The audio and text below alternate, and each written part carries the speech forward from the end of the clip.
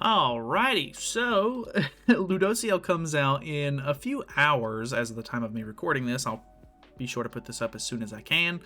But he is a very interesting character. I think if you just want the Cliff Notes version of this, I would definitely say, even on normal banners, but this one is a definite, like, I would recommend waiting until we see what the next banner on JP is. We'll know about what the next banner that comes out is on next Wednesday, whenever JP gets their next set of patch notes, which is very, very helpful for us because we get to see whatever character's next pretty much a complete week in advance, which is really, really nice. There's been a lot of leaks about a new Miguelda coming, and supposedly she could be like a really nice must-have kind of character, because there are rumors that she could be working on all of the demonic beast battles. I don't know how true that is. Take that with a grain of salt, of course.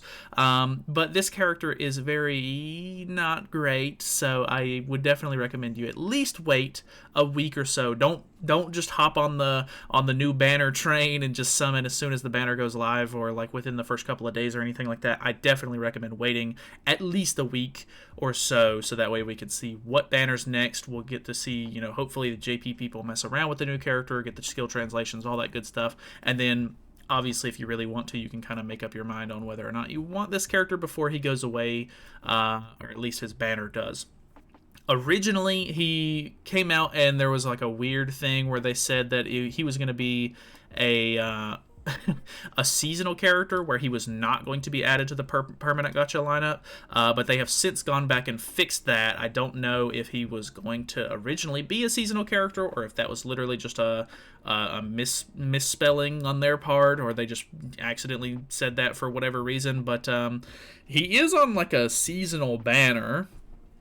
And if we look at past years, we do have like a lot of scenarios where the characters that come out tend to be sort of kind of seasonal in this regard. Like I don't know, I don't really want to say like this Elaine is technically a seasonal character, but I don't know. There's a couple of odd scenarios where after the February festival banner, like Hawk and Oslo originally is a seasonal character here. We have the next February, which is here, which is the Elaine. I'm not 100% sure on that one.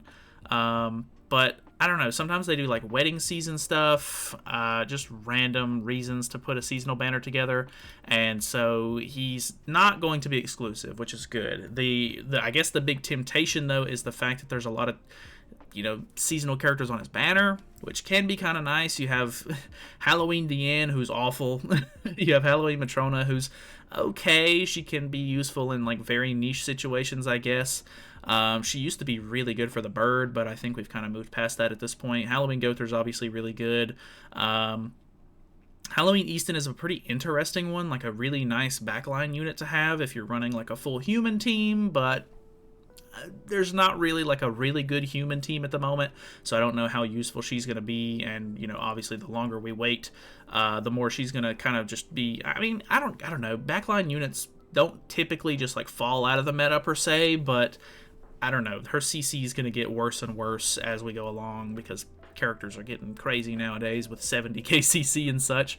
The Red Liz is a time limited dungeon character. Blue Awakened Lilia is interesting. I finally got my hands on her a couple of months ago, and I have to say she's definitely fallen off quite a bit as far as PvP use goes, so I don't necessarily want to say like, oh, you need to have this character. She's nice to have in the box for sure.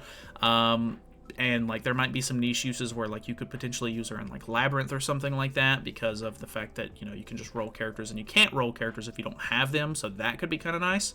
Honestly, this Red Valenti's like a huge letdown. She's like a complete control unit with a freeze and a attack seal, but she has good CC, but she's also really bad, and the OC team is really bad at the moment, so I don't really know that I would recommend like going out of my way to get her.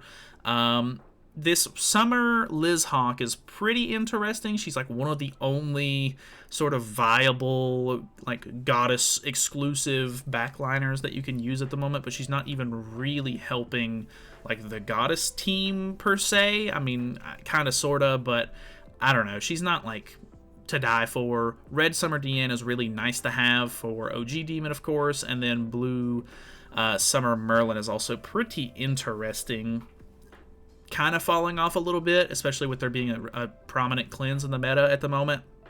But she is pretty good, so having her for, I guess, whenever the meta might be cleanseless in the future could be kind of nice.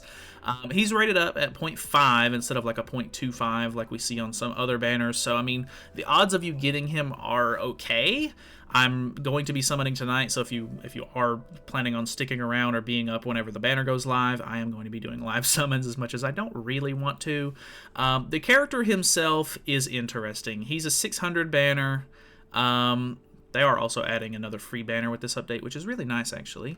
But so he can be used in any game mode. He can work in the sub slot, which is also nice, but he's a goddess exclusive kind of character. Like, you want to put him on the goddess team, but at the same time, he increases goddess allies attack related stats by 7%, which is abysmal. That's really small. Like, that's not a big buff at all. I mean, every little bit helps for sure, but it's just weird because the rest of his passive goes on to say, you know, for every goddess ally on the battlefield increases damage dealt by 15%. And that's for him. So he gets up to, I guess if you have 4 characters on the battlefield, that's 45%, I guess, besides himself maybe, which would end up being, what, 60%, I think? So, I mean, that's if you have 4 characters on the field, which brings me to my next point. He could be a decent unit to run on Nidhogg.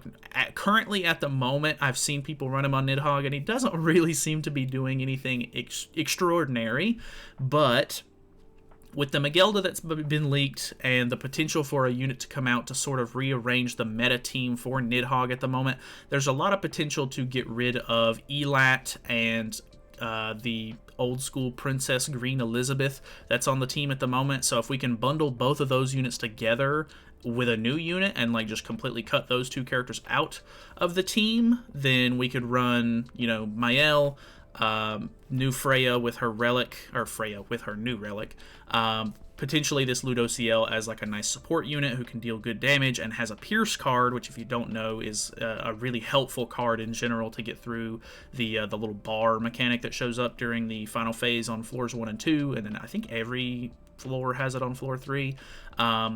But then whatever the new character that ends up using, like, hopefully has some sort of variation of Elat and Elizabeth's kit together on the end. So if we get a character that can take 2 slots out of the current meta team for it, then there's room for Ludo to kind of just be slotted straight in, and you can use him as sort of like a support unit on top of that. I mean, he gets decent damage dealt, I guess.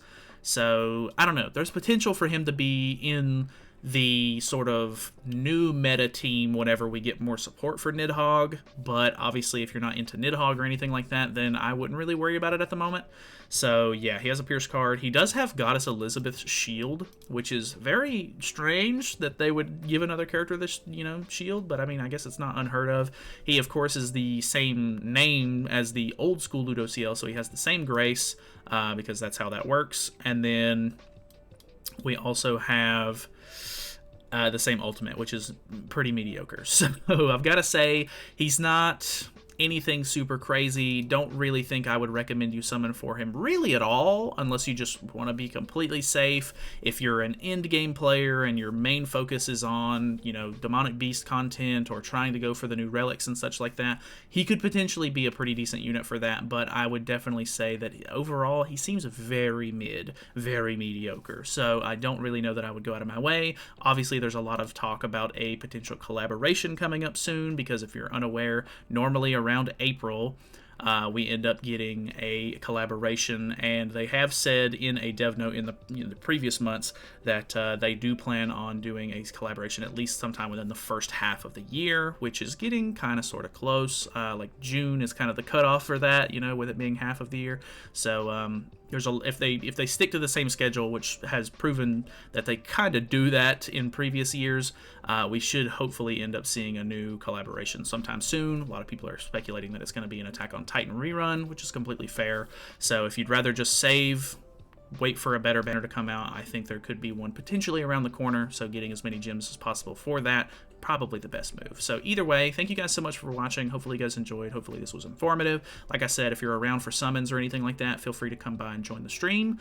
Yeah, I don't know. Other than that, let me know if you're really planning on summoning, or if you have any sort of insight on the character, or I don't know, just any sort of comment you want to tell me. I normally end up reading all the comments anyway, so I'll see it if you type it. So either way, feel free to subscribe, all that good stuff. I'll see you in the next one.